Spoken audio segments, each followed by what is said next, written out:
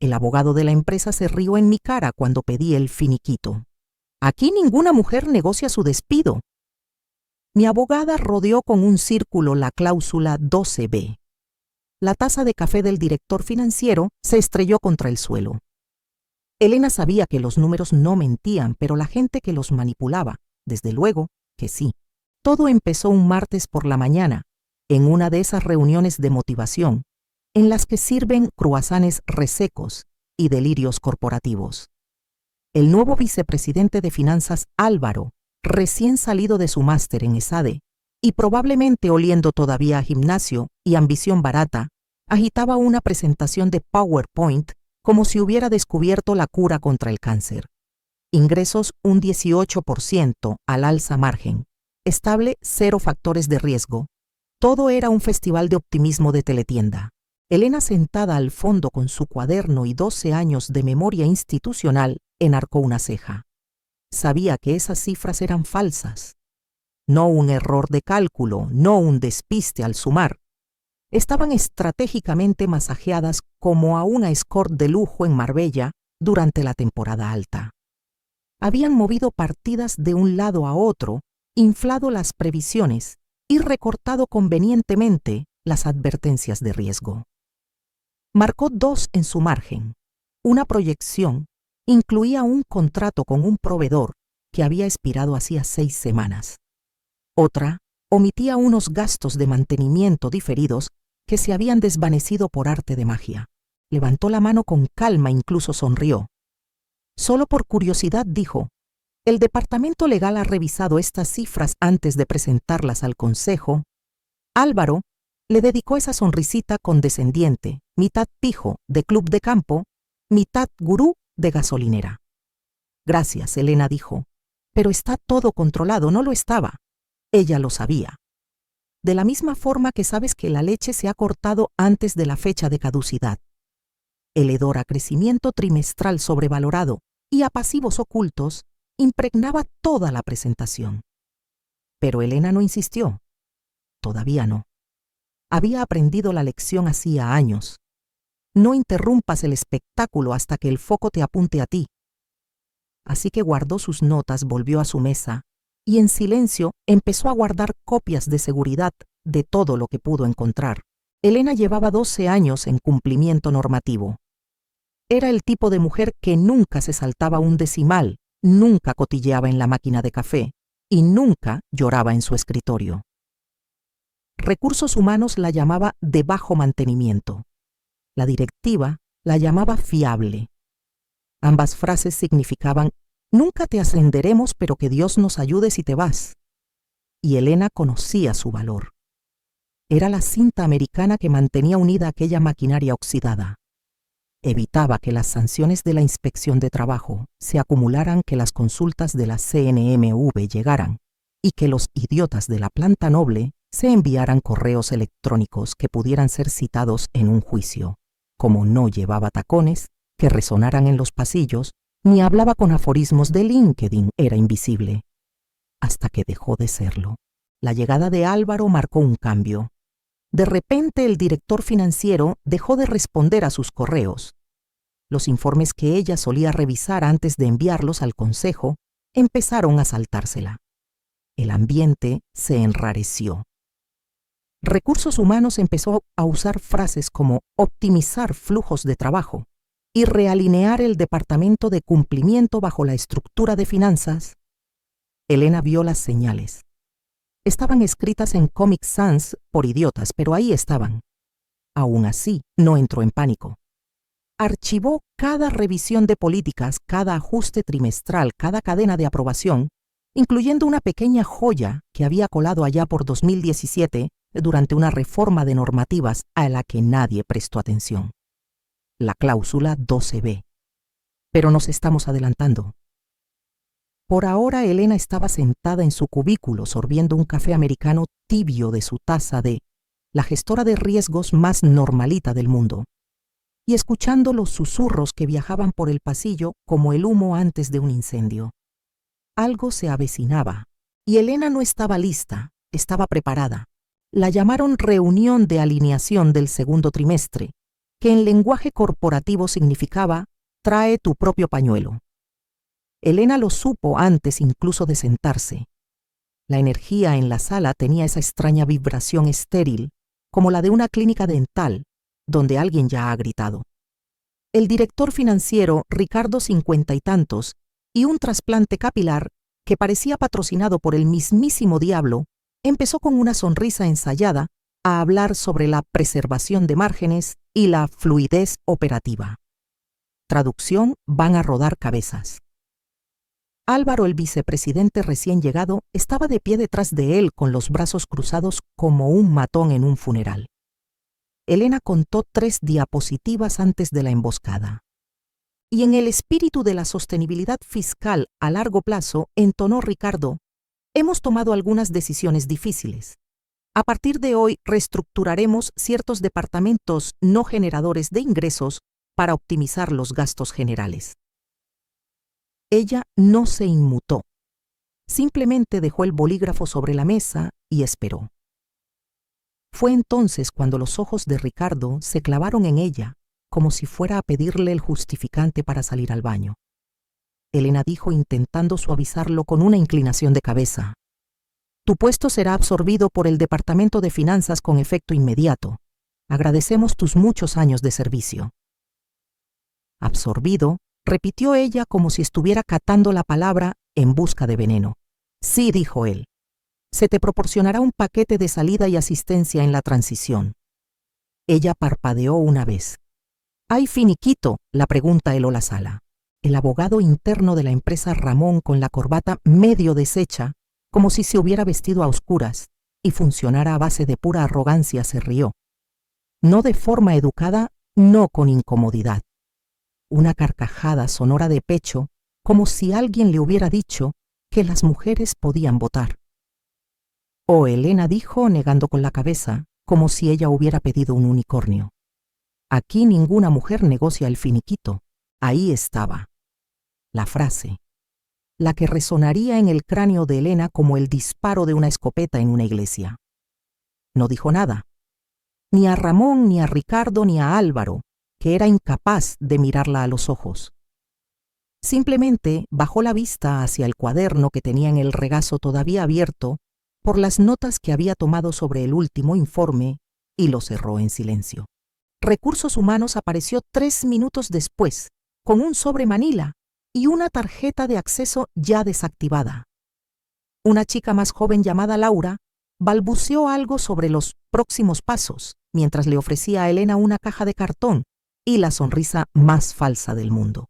Avísanos si necesitas ayuda para llevar algo. Elena no respondió. Empaquetó sus cosas despacio con intención. Descolgó sus títulos de la pared.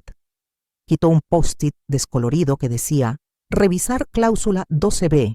Podría necesitarla algún día.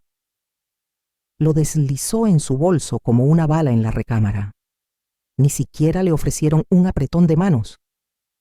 Salió bajo las parpadeantes luces fluorescentes, pasó junto a la vitrina de premios corporativos polvorientos, pasó por la sala de descanso, donde alguien ya se había llevado su taza.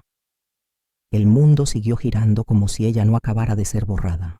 Pero bajo el silencio su furia se enroscaba en su garganta como un alambre al rojo vivo. No era ruidosa, no era desordenada, solo lo suficientemente apretada como para concentrar su respiración. Pensaron que se derrumbaría. Ese era el problema con hombres como Ricardo, Ramón y Álvaro. No ven a las mujeres como Elena hasta que sus cimientos se resquebrajan y se los tragan enteros. Creen que el silencio significa rendición. Nunca imaginan que significa estrategia. La primera noche Elena no lloró. Se sentó en la mesa de su cocina con la encimera de formica desconchada, vistiendo un chándal que todavía olía a la moqueta de la oficina, y miró fijamente el sobre del despido. Si es que se podía llamar paquete, a 2 páginas de jerga de RRHH y una línea para la firma. Estaba sobre la mesa como un animal muerto. A su lado un tetrabric a medio vaciar de Don Simón, un plato precocinado, y esa clase de silencio que zumba lo justo para recordarte que estás completamente sola. Se sirvió otra copa. Vio como el vino caía en el vaso denso y oscuro. amargo metálico, apropiado. Su gato Mickey saltó a la encimera y tiró un bolígrafo. Elena ni se inmutó. Quizá era eso, quizá se había acabado. 12 años siendo la empleada fiable, sin fallar, en una sola presentación, limpiando cada metedura de pata de los directivos, como una conserje corporativa, con un título en Derecho. ¿Y para qué? Para una caja de cartón, una escolta de seguridad y un insulto final que la hizo sentir como si le acabaran de decir que se callara y sonriera. Miró el sobre de nuevo. Dentro había una línea que al firmarla te hacía renunciar a toda y cualquier reclamación relacionada con su empleo o cese del mismo. El equivalente legal de toma tus migajas y da las gracias. Bebió un sorbo y observó el vaho que goteaba por el cristal. Su dedo trazó el reguero de agua, su mente divagando, volviendo a los viejos tiempos, cuando a nadie le importaba un bledo lo que hacía el departamento de cumplimiento. Así que ella lo reconstruyó desde cero en silencio a conciencia e introdujo protecciones. Nadie se dio cuenta porque nadie pensó que ella importara. Y entonces la golpeó. Cláusula 12b, lo dijo en voz alta primero en un susurro. Cláusula 12b. Había sido un miércoles lluvioso de 2017. El director financiero de entonces, antes de Ricardo, estaba demasiado ocupado jugando al pádel con los auditores, como para revisar nada que fuera más largo que un tuit. Elena había reestructurado toda su política de riesgos ese mes. Escondida en las últimas páginas de un documento de 40, había una cláusula que activaba una indemnización por despido y el pago retroactivo del triple del salario si su reestructuración se producía tras una declaración materialmente incorrecta de las proyecciones financieras. En su momento era un seguro nada más. Ahora podría ser la soga para ellos. Dejó el vaso, fue al salón y sacó la gastada caja ignífuga de debajo del mueble de la televisión. Dentro había 2 lápices de memoria etiquetados como archivo y CIA. Conectó uno en su portátil con los dedos temblorosos. Memorandos, versiones de previsiones, archivos de Excel, con fecha y hora, correos electrónicos con control de cambios. Los latidos de su corazón se calmaron. Esto no era esperanza, era munición. Y sabía exactamente a quién llamar. Hacía más de un año que no hablaba con Marcela. La vida a la distancia, lo de siempre. Pero Marcela había sido su compañera de piso en la Facultad de Derecho. Feroz, brillante el tipo de mujer que una vez interrogó a un policía local por ponerle una multa de aparcamiento. Ahora era socia en un bufete boutique de Madrid especializado en chapuzas corporativas.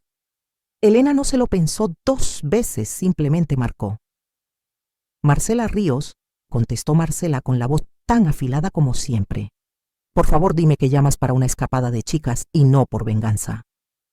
Elena respiró hondo. Un poco de ambas dijo, pero sobre todo, venganza. Pudo oír la sonrisa de Marcela al otro lado de la línea. Cuéntamelo todo. Y Elena lo hizo. Lenta, cuidadosamente, archivo por archivo, frase por frase. Y cuando llegó a la cláusula 12b hubo una pausa. Larga. Envíame el texto, dijo finalmente Marcela. Ahora mismo. Elena lo hizo. Y las siguientes palabras que pronunció Marcela hicieron que la copa de vino temblara en su mano. Oh, cariño, dijo. Esta cláusula no es un petardo. Es una puta ojiva termonuclear. Y llevas 7 años sentada encima de ella. Elena miró de nuevo el sobre del finiquito, luego lo cogió y lo tiró directamente a la basura. Marcela volvió a llamar a la mañana siguiente, antes de que saliera el sol. Elena estaba en bata con el pelo medio recogido y una taza de café agarrada como un arma. No había dormido. No de verdad. Solo había entrado y salido de un duermevela, atormentada por hojas de cálculo, y el sonido de la risa de Ramón resonando en su cráneo. Cláusula 12b, dijo Marcela saltándose el saludo. La he leído 5 veces, Elena. Es hermética. Si su informe trimestral contiene algo que se parezca remotamente a una declaración incorrecta y te reestructuran justo después, te lo deben todo. No solo el finiquito. Estamos hablando de salarios atrasados, daños y perjuicios y honorarios de abogados. Elena no sonrió. Todavía no. Solo dijo: entonces empecemos. La voz de Marcela bajó una octava. Hagámoslo de forma limpia, sin prensa, sin avisos. Hagámosles creer que te fuiste tranquilamente a la cama con el beneplácito de RRHH. Y así la maquinaria rugió. Elena sacó cada lápiz de memoria, cada archivo comprimido y cifrado, cada memorando extraoficial que había acumulado bajo la doctrina de cúbrete el culo. Era como revisar su propia caja negra digital. Tenía registros de auditoría, hilos de correos, metadatos tan antiguos que todavía hacían referencia a Windows 7. Si alguien estornudaba cerca de una hoja de cálculo, Elena tenía la marca de tiempo. Marcela creó una carpeta segura, organizándolo todo por fecha, tema y firma del directivo. Fue quirúrgica. Sin paja, sin tono de venganza, solo pruebas contundentes aderezadas con un veneno silencioso. Cruzaron la fecha del despido de Elena con los informes de resultados del primer y segundo trimestre de la empresa. Marcaron 4 discrepancias, 3 omisiones de información y una nota de previsión absolutamente condenatoria que había sido revisada accidentalmente después de su presentación oficial. Esa última hizo que Marcela dijera: «¡Madre mía!». Elena se limitó a sorber su café. Luego vinieron los movimientos de ajedrez legal. Marcela envió lo que llamó una señal discreta, una consulta formal entregada por burofax, con la elegancia de una cuchilla de afeitar en un sobre. Sin amenazas, solo una pregunta legal precisa. A la luz de los resultados públicamente ajustados y la cronología del cese de mi clienta, solicitamos una aclaración sobre si la cláusula 12b se aplica retroactivamente bajo la política de reestructuración actual de su empresa. Enviado directamente al departamento legal de la compañía con copia al Consejo de Administración. El nombre de Elena no aparecía. Todavía no. Y aún así, en 48 horas obtuvieron su primera respuesta. Un correo electrónico breve y vago de Recursos Humanos. Estaremos encantados de reabrir las conversaciones sobre el paquete de salida de la señora Montero. Quizás podamos encontrar una resolución que beneficie a todas las partes. Traducción. Saben que algo se les viene encima. Marcela resopló al leerlo. Ricardo y Ramón acaban de darse cuenta de que la bomba que tienen debajo de la mesa está haciendo tic-tac. Elena no respondió. Estaba revisando su bandeja de entrada de hacía 6 meses, buscando un borrador que recordaba haber marcado. Lo encontró. Un memorando del director financiero sobre previsiones de crecimiento, donde alguien había comentado: ajustar lenguaje aquí. Demasiado arriesgado revelar la reestructuración de la deuda. Ese memorando había sido firmado por Ramón con su habitual floritura de idiota. Me parece bien, súbelo. Elena lo guardó en la carpeta. No se sentía triunfante, se sentía clínica. Cada archivo no era una venganza, era una disección. Una autopsia fría y meticulosa de cómo unos hombres la habían descartado porque no gritaba en las reuniones ni se pavoneaba usando metáforas de pádel. Ella no necesitaba una pala, tenía documentación, y ahora con Marcela al timón y la cláusula 12b atada al mástil como dinamita, Elena entraba de lleno en la lucha. No a gritos, no públicamente, sino con una precisión aterradora. Y ninguno de ellos tenía la más remota idea de lo que se les venía encima. La primera llamada llegó a las 9:13 de la mañana de un jueves. Elena no contestó.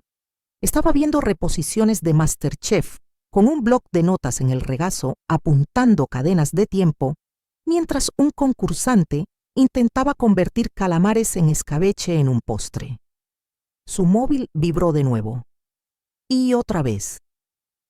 Herberra debía pensar que la insistencia era lo mismo que tener la sartén por el mango. Finalmente, dejaron un mensaje de voz.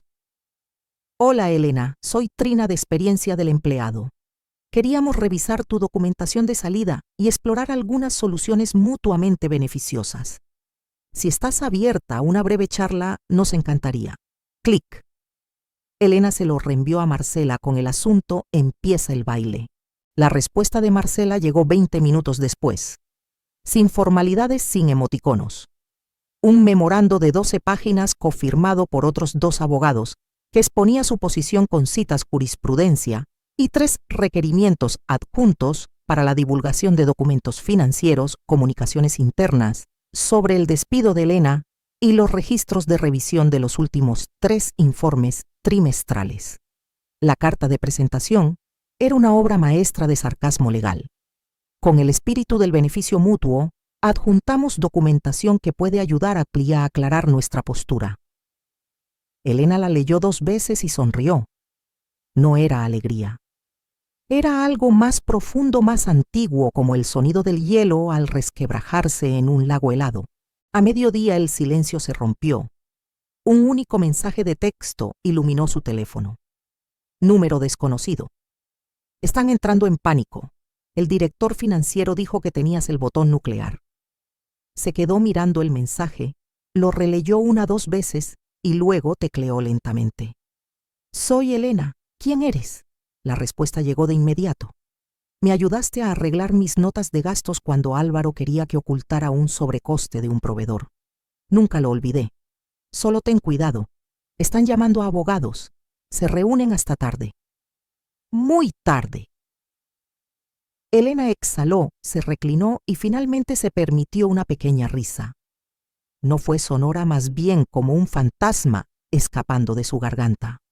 Porque ahora tenía algo que Ricardo Ramón y todos los hombres de esa sala de juntas nunca entenderían. Alguien dentro que todavía se preocupaba. No volvió a responder, no hacía falta. Simplemente abrió una nueva carpeta en su portátil, hilos de confidentes. Luego se vistió vaqueros bonitos, una americana sin maquillaje, y condujo hasta la biblioteca como si fuera un día cualquiera. Encontró una sala tranquila, se conectó y empezó a cavar más hondo. Dentro de bandejas de entrada archivadas encontró un tesoro. Ramón tenía la costumbre de reenviar informes sensibles a su Gmail personal para revisarlos el fin de semana. Descuidado, perezoso, pero una suerte para Elena, que había copiado los registros originales del servidor antes de ser despedida. Marcela marcó algunas entradas con el entusiasmo de un tiburón que huele sangre en el agua. Esto de aquí, dijo. Esto demuestra que él revisó la edición de las proyecciones después de la presentación al consejo. Eso significa que la declaración incorrecta no fue un descuido. Fue una decisión consciente de engañar. ¿Es suficiente para la cláusula 12B? Preguntó Elena, fingiendo que no sabía ya la respuesta. ¡Oh cielo!, dijo Marcela. Es suficiente para la cláusula 12B y para un reportaje en expansión si quisiéramos hacerlo público. Pero no lo harían. Ese era el plan. Silencioso, quirúrgico. Hacer que se retorcieran. El viernes RRH volvió a llamar.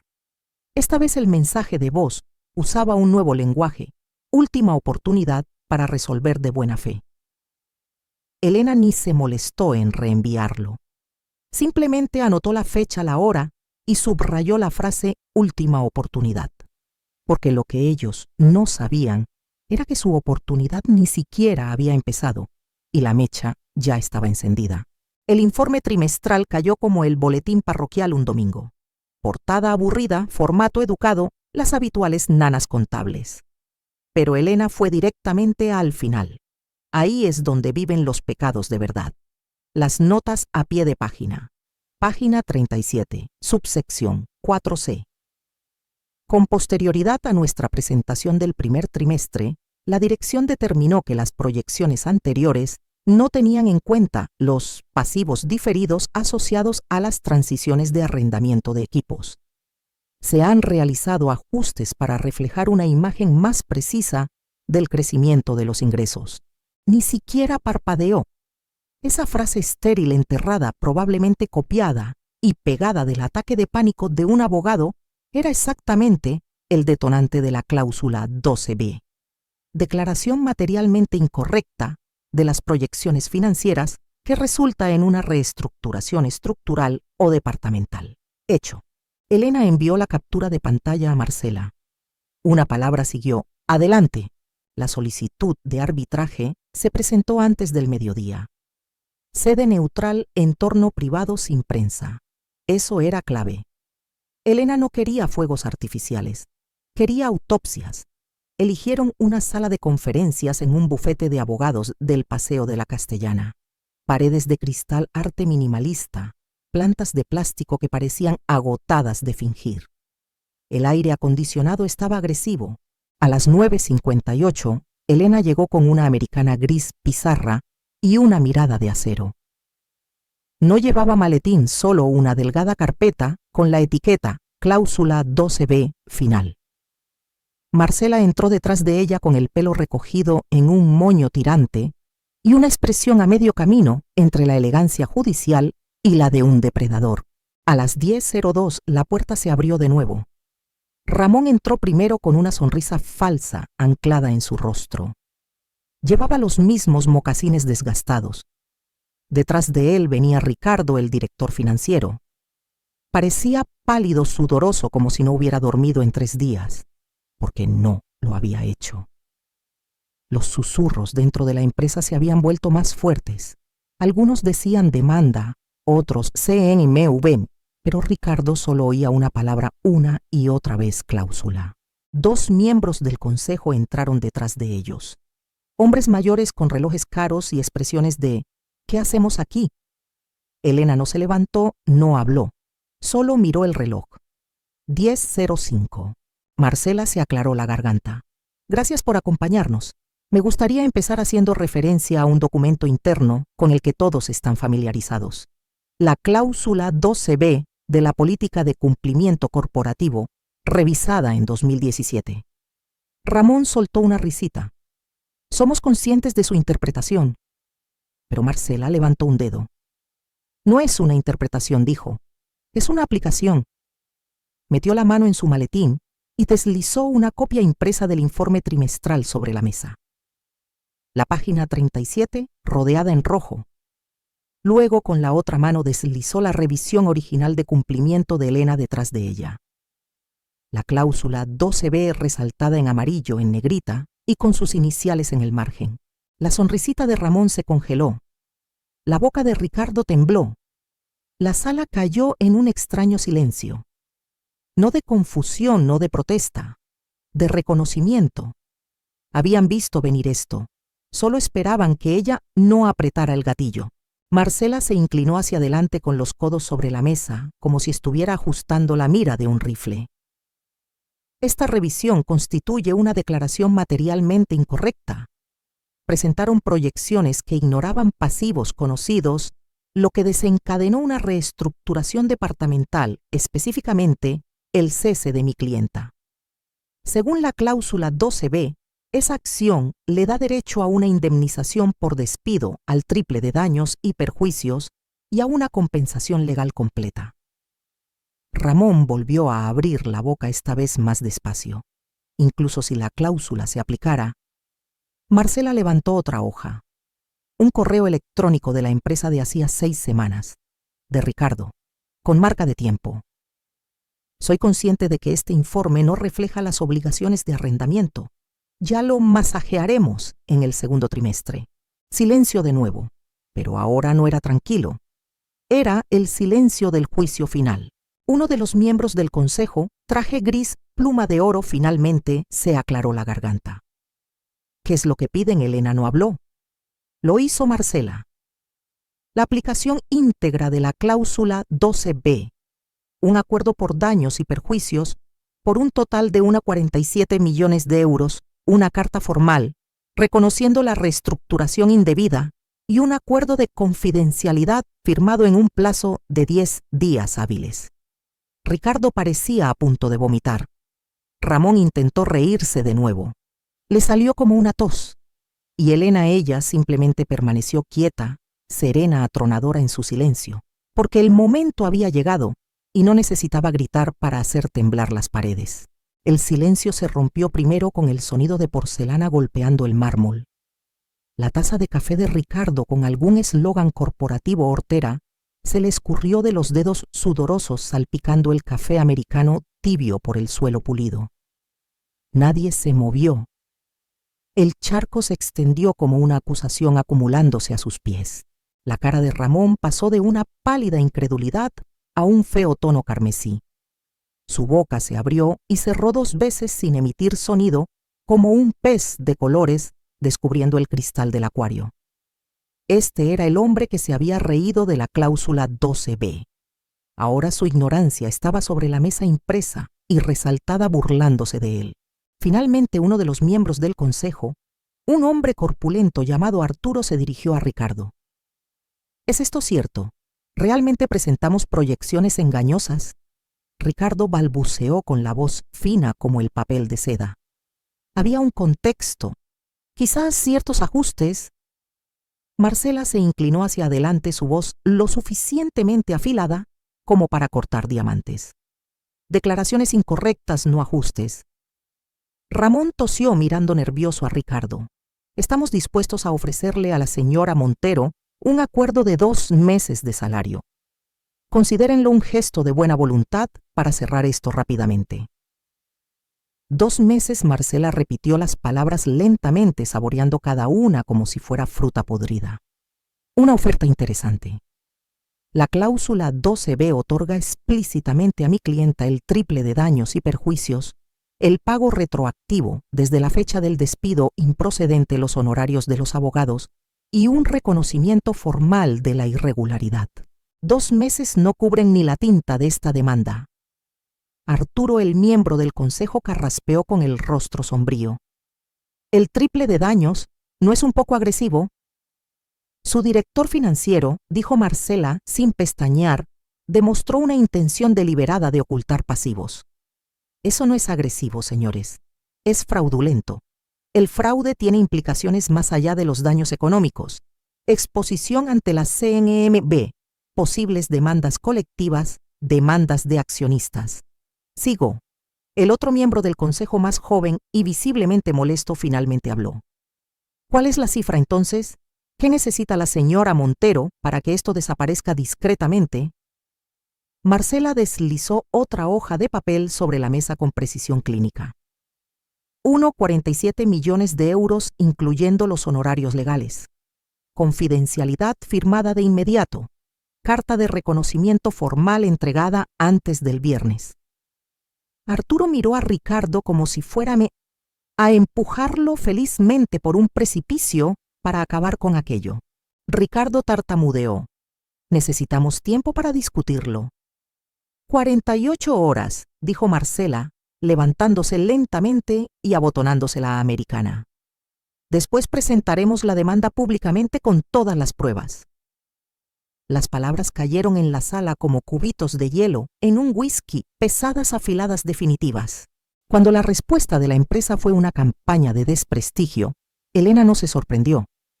Sabía que hombres como Ricardo y Ramón no perdían con elegancia.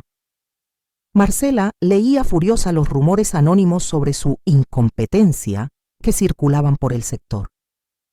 Elena permanecía tranquila. La desesperación olía exactamente así. Entonces, una noche de lluvia, su teléfono vibró. Otro número desconocido. Corto y críptico. Revisa tu email, regalo final, buena suerte. En su bandeja de entrada había un hilo de correo reenviado marcado simplemente como el último clavo. Lo leyó con calma, saboreando cada palabra de su autoincriminación. Era una conversación entre Ricardo, Ramón y Álvaro, discutiendo el informe trimestral justo antes de su despido. Ricardo, no podemos presentar estas cifras. Estamos expuestos si alguien escarba. Ramón, ajusta lo necesario. El consejo no preguntará. Álvaro, y cumplimiento normativo. Ricardo, lo de Elena ya está solucionado. No será un problema después del jueves. Se lo reenvió a Marcela con una sola línea, CCCNMV. A la mañana siguiente, el hilo de correos, junto con un educado soplo anónimo, aterrizó suavemente en la bandeja de entrada de cada miembro del consejo y en el buzón general de denuncias de la CNMV. No tardó mucho. Han convocado una reunión de urgencia del consejo esta noche, le dijo Marcela por teléfono, su voz rica en satisfacción. Están acabados. A las 6:14 de la tarde, Marcela envió un último mensaje. Han cedido. Acuerdo confirmado. Director financiero de baja indefinida. Abogado despedido. El cheque mañana. Elena lo leyó 2 veces. Se sirvió una copa de vino, esta vez de una botella con corcho. La victoria no necesitaba fanfarria ni aplausos. El silencio era suficiente. La sala de conferencias estaba fría, estéril e insoportablemente silenciosa. Arturo, que parecía haber envejecido décadas, tenía los papeles del acuerdo delante. La silla de Ricardo estaba vacía. La de Ramón también. Hemos aceptado sus condiciones, dijo Arturo, evitando la mirada de Elena. Solo necesitamos las firmas. Marcela firmó con elegancia. Arturo lo hizo con un pesado suspiro. Le deslizó los documentos y el cheque a Elena, que los guardó en su carpeta sin decir una palabra. Se levantaron y caminaron hacia la puerta, sus pasos resonando en la quietud. Dentro del ascensor, Marcela finalmente rompió el silencio. «¿Estás bien, Elena?», sonrió, una sonrisa suave pero inconfundible, la primera en meses. Miró el reflejo de Marcela, su voz tranquila, firme y silenciosamente letal.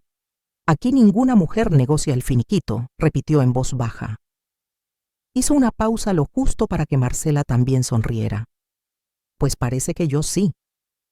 Las puertas del ascensor se abrieron al luminoso vestíbulo. Elena salió con confianza, con los hombros rectos y la barbilla alta, sintiendo el calor del sol en la piel. No necesitaba aplausos, ni reconocimiento, ni siquiera una disculpa. Tenía exactamente lo que había venido a buscar: una victoria silenciosa, una dignidad absoluta y la certeza de que por fin la mujer invisible había conseguido que la vieran.